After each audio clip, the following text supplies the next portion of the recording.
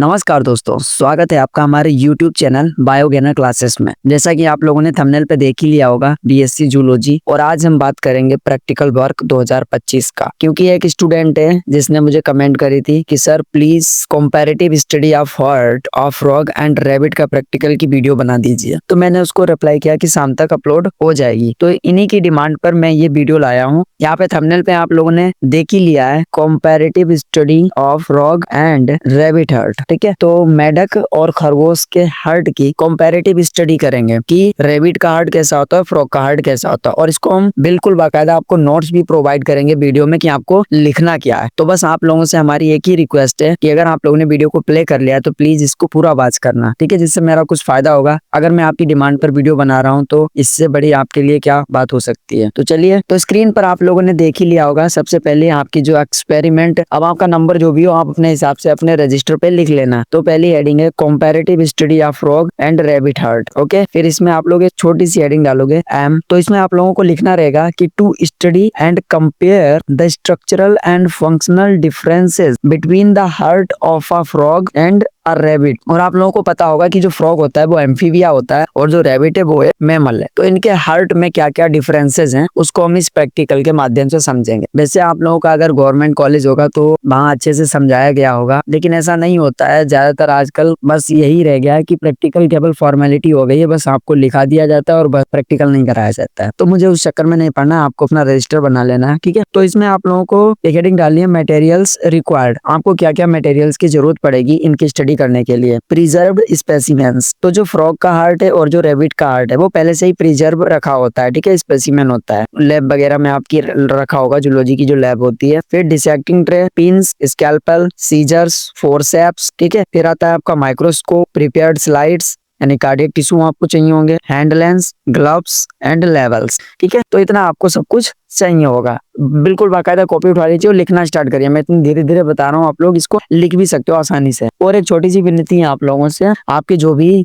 दोस्त हो, ठीक है, जिनको भी इस प्रैक्टिकल की जरूरत हो, प्लीज आप लोग उनसे कहना या आप लोग खुद वीडियो को शेयर करना और उनसे भी वीडियो को शेयर करवाना अगर आपको अच्छी लगे और आपका फायदा हो, ठीक है। और चैनल को सब्सक्राइब जरूर कर लेना, मुझे मोटिवेशन मिलता है जिससे मैं आप लोगों की डिमांड पर वीडियो बनाने के लिए तैयार रहता हूँ। चलिए, अब सेकंड हेडिंग है प्रोसीजर। प्रोसीजर क्या है? तो इसमें ए हेडिंग पड़ेगी एक्सटर्नल ऑब्जर्वेशन। तो सबसे पहले हम बात करेंगे फ्रॉग के हार्ट की। ये कैसा दिखेगा आपको? Triangular in shape with 3 chambers. याद रखना, जो मेढक होता है इसमें 3 चैम्बर होते हैं। इसमें 2 एट्रिया होता है और एक वेंट्रिकल होता है, ठीक है, 2 एट्रिया और एक वेंट्रिकल होता है। नेक्स्ट पॉइंट है प्रेजेंस ऑफ साइनस विनोसस, यानी ये डार्क सेक लाइक स्ट्रक्चर होती है। फिर तीसरा पॉइंट है ट्रंकस एट्रियोसस, यानी atrial trunk seen at the base. अभी मैं आपको डायग्राम दिखाऊंगा तो ये सब क्लियर हो जाएगा, ठीक है। आपको लिखना क्या है, मैंने कंटेंट आपको दे दिया है और आप लोग लिख सकते हो, ठीक है।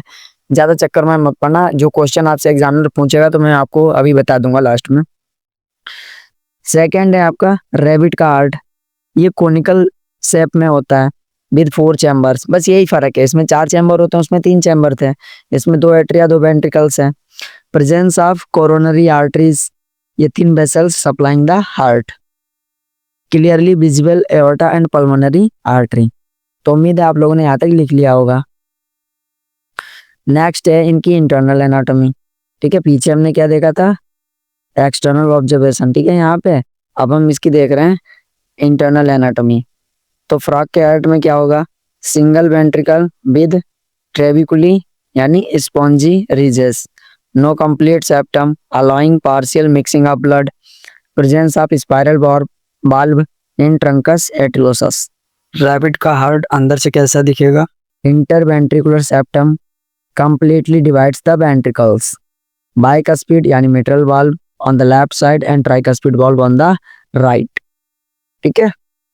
एफिशिएंट यानी डबल सर्कुलेटरी सिस्टम होता है इसमें।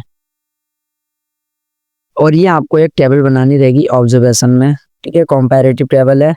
एक साइड में आपको कॉलम में लिखना फीचर, एक में लिखना फ्रॉग का हार्ट, एक में लिखना है आपको रैबिट का हार्ट। नंबर ऑफ चैम्बर, सबसे पहला पॉइंट आपको लिखना है। तो फ्रॉग के हार्ट में कितने टोटल 3 चैम्बर थे, जिसमें भी 2 एट्रिया और एक वेंट्रिकल। और रैबिट का जो हार्ट था उसमें 4 चैम्बर थे, 2 एट्रिया 2 वेंट्रिकल।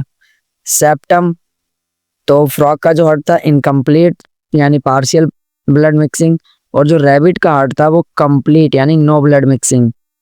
मेन आर्टरीज यानी फीचर में लिखेंगे मेन आर्टरीज, इसमें ट्रंकस एट्रियोसस, ठीक है, और इसमें एओर्टा एंड पल्मोनरी आर्टरी। फिर फीचर में लिखेंगे पेसमेकर, तो फ्रॉग का जो हार्ट होता है उसमें साइनस विनोसस होता है, और जो रैबिट का हार्ट है उसमें एसे नोड होता है। और ब्लड सर्कुलेशन में जो फ्रॉग का हार्ट होता है उसमें सिंगल सर्कुलेशन होता है, नहीं लेस एफिशिएंट होता है, और रैबिट का जो हार्ट होता है वो डबल होता है, नहीं मोर एफिशिएंट होता है। तो उम्मीद है आप लोगों ने इतना कंटेंट राइट कर लिया होगा अपनी कॉपी पे। नेक्स्ट देखते हैं, अब आपका हेडिंग है रिजल्ट्स एंड डिस्कशन। तो जो फ्रॉग हार्ट होता है allows partial mixing of oxygenated and deoxygenated blood suitable for amphibian metabolism, ठीक है। और जो रैबिट का हार्ट होता है is more efficient with complete separation of oxygenated and deoxygenated blood supporting higher metabolic rates. देखिए जो फ्रॉग का हार्ट है उसमें पार्शियल मिक्सिंग हो जाती है ऑक्सीजनेटेड और डीऑक्सीजनेटेड ब्लड की, ठीक है, उसमें मिक्स हो, सेपरेशन नहीं होता है, ऑक्सीजनेटेड ब्लड और डीऑक्सीजनेटेड ब्लड मिक्स हो ही जाता है। लेकिन जो रैबिट का हार्ट है वो मोर एफिशिएंट होता है, कंप्लीट सेपरेशन होता है, ऑक्सीजनेटेड ब्लड अलग चलेगा और डीऑक्सीजनेटेड ब्लड अलग चलेगा। तो कंक्लूजन क्या निकल के आया कि the evolutionary advancement from 3 chambered यानी एम्फीबियंस से यानी to 4 chambered mammals hearts reflects the increasing demand for oxygen supply and metabolism in terrestrial organisms. अगर इवोल्यूशन के पॉइंट ऑफ व्यू से देखा जाए तो जो एम्फीबिया का 3 चैम्बर्ड वाला हार्ट था उससे 4 चैम्बर्ड हार्ट का विकास हुआ यानी मैमल्स में, और उससे हाई डिमांड में जो ऑक्सीजन सप्लाई थी वो बॉडी को मिली, और जो टेरेस्ट्रियल ऑर्गेनिजम्स थे उनकी मेटाबॉलिज्म बहुत ही अच्छी तरीके से हो पाई। तो नेक्स्ट है अब आपका बाइबा वॉस क्वेश्चंस, यानी बाइबा में आपसे क्या क्या पूछा जा सकता है। तो सिंपल सा एग्जामिनर आपसे पूछ सकता है कि why do amphibians have a 3 chambered heart, ठीक है, एम्फीबिया में 3 चैम्बर्ड हार्ट क्यों होते हैं, व्हाट इज द फंक्शन, क्या लिखा है कि दूसरा question what is the function of the interventricular septum in mammals, ये आपको बताना है। तीसरा क्वेश्चन है compare the efficiency of single circulation versus double circulation, और what is the role of sinus venosus in the frog heart. अब आप लोग मुझे कमेंट करोगे तभी इनके आंसर बताऊंगा, ओके। नेक्स्ट वीडियो बना दूंगा छोटी सी, उसमें ये चारों क्वेश्चन के आंसर आपको दे दूंगा इंग्लिश में ही। और अगली हेडिंग है आपकी 6 नंबर की प्रिकॉशंस, ठीक है, सावधानियां क्या क्या आपको बरतनी है, पूरा प्रैक्टिकल जब आप लैब में कर रहे होगे उसके साथ में। तो handle the specimens carefully to avoid damage, ठीक है, जो स्पेसिमेन है उसको सावधानी से पकड़ना और उसमें कोई भी डैमेज ना हो, इस चीज से बचना। Use sharp dissecting tools and clean them after use. Sharp मतलब जो भी चीज आप काटने पीटने के लिए यूज करो वो शार्प होनी चाहिए, और काम होने के बाद उनको साफ भी करके रखना है आपको। ऑब्जर्व एंड लेवल diagrams clearly, follow safety protocols such as wearing gloves, gloves को जरूर पहन लेना, ओके। चलिए अब यहाँ पर जो आप लोग इमेज देख रहे हो तो ये फ्रॉग का है। सबसे पहले हम फ्रॉग की स्ट्रक्चर ऑफ हार्ट देखेंगे, पहले एक्सटर्नल देखेंगे बाद में इसका इंटरनल देख लेंगे।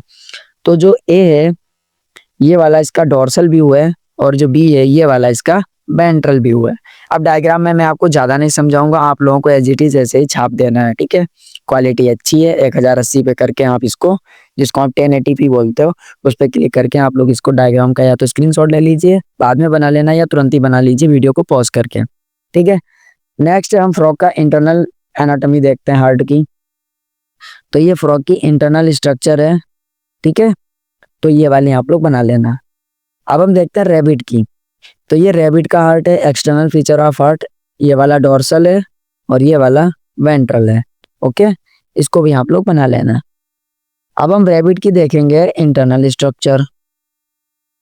तो ये देख सकते हो आप लोग, देखो जरूरी नहीं है कि आप लोग एज इट इज इतनी नेमिंग करो, थोड़ी बहुत कर लेना, और कोई चेक नहीं करता है कॉपी वगैरह, ज्यादा टेंशन मत लेना क्योंकि प्रैक्टिकल वर्क है। अगर मान लीजिए आपका एग्जाम होता और तब इतनी मेहनत करते तब अच्छा भी लगता, ओके।